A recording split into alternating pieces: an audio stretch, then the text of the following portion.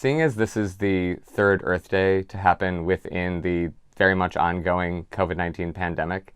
we have to take a more holistic look at what it means to have a healthy Earth and healthy interactions with our Earth. So the WHO has reported that 60% of new and emerging infectious diseases, like COVID-19, come from zoonoses, which are the spillover of disease from animals to humans or humans to animals. And what that statistic doesn't necessarily capture is the environmental underpinnings of that and how the environment and the changing environment drives the ability for these new and emerging infectious diseases to become outbreaks, epidemics, and pandemics. COVID-19, by much of the scientific community, is believed to be a spillover event or a zoonotic event where a disease transferred between an animal and a human,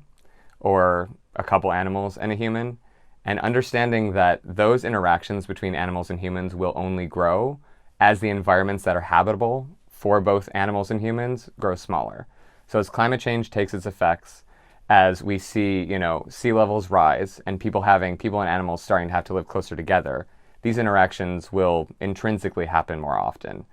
And that will then cause more of these spillover events and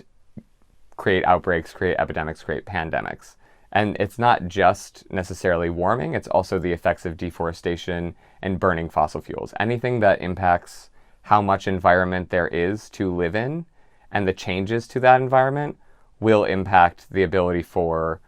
new viruses from animals that previously didn't have interactions with humans to spill over. There is a shifting mood within, honestly, the global public that they want the pandemic to be over, and it isn't. And with climate change, though, and the climate activism that we saw within especially the 2010s, where it became a much more public issue, I think we should, this Earth Day, and honestly every day to come, begin to see the push for climate change mitigation and understanding of the environment's change as also pandemic prevention and preparedness.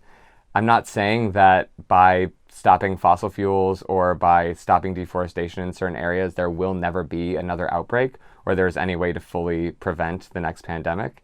But it creates situations where those spillover events are much less likely to happen if we begin to see climate change mitigation and the fight for a healthier Earth as also the fight for a healthier global public.